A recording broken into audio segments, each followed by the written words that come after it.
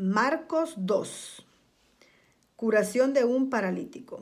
Habiendo entrado de nuevo en Capernaum, varios días después se oyó que estaba en casa y se reunieron muchos, tanto que ya no había lugar ni aún a la puerta, y él les exponía la palabra.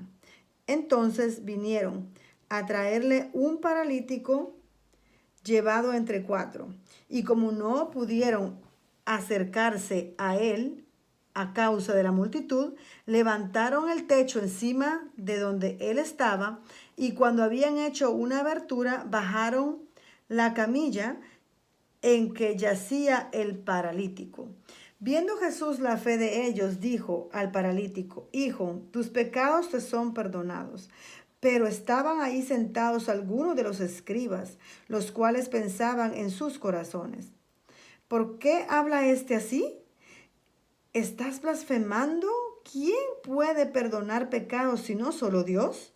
Y al instante Jesús, conociendo en su espíritu que pensaban de esa manera dentro de sí mismos, les dijo: ¿por qué pensáis estas cosas en vuestros corazones?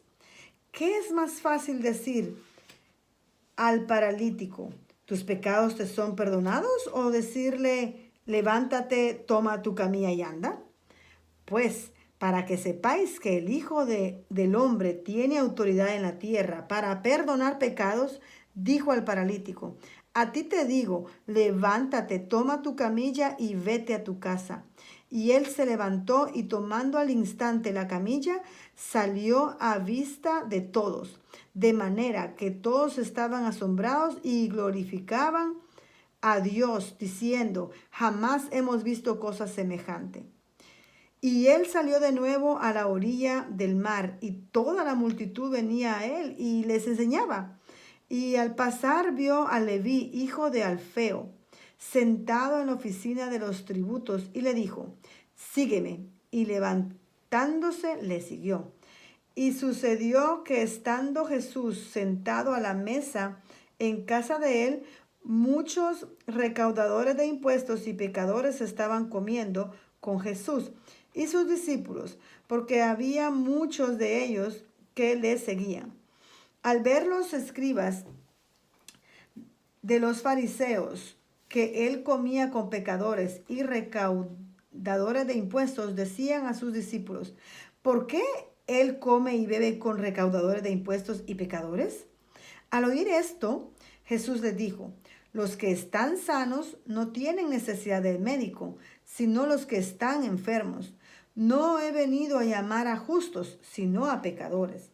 Los discípulos de Juan y los fariseos estaban ayunando, y vinieron y le dijeron: ¿por qué ayunan los discípulos de Juan y los discípulos de los fariseos, pero sus discípulos ayunan? Y Jesús les dijo: ¿acaso pueden ayunar los acompañantes del novio mientras el novio está con ellos? Mientras tienen al novio con ellos, no pueden ayunar. Pero vendrán días cuando el novio les será quitado, y entonces ayunarán en aquel día.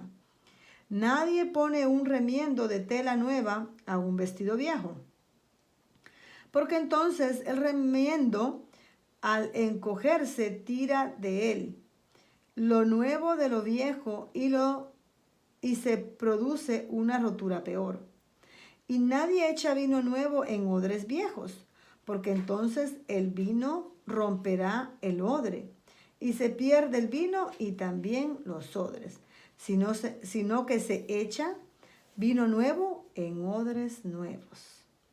Y aconteció que un día de reposo Jesús pasaba por los sembrados, y sus discípulos, mientras se abrían paso, comenzaron a arrancar espigas. Entonces los fariseos le decían: mira, ¿por qué hacen lo que no es lícito en el día de reposo? Y él les dijo: ¿nunca habéis leído lo que David hizo cuando tuvo necesidad y sintió hambre, él y sus compañeros? ¿Cómo entró en la casa de Dios en tiempos de Abiatar, el sumo sacerdote, y comió los panes consagrados, que no es lícito a nadie comer, sino a los sacerdotes, y dio también a los que estaban con él. Y él les decía, el día de reposo se hizo para el hombre, y no el hombre para el día del reposo. Por tanto, el Hijo del Hombre es Señor aún del día de reposo.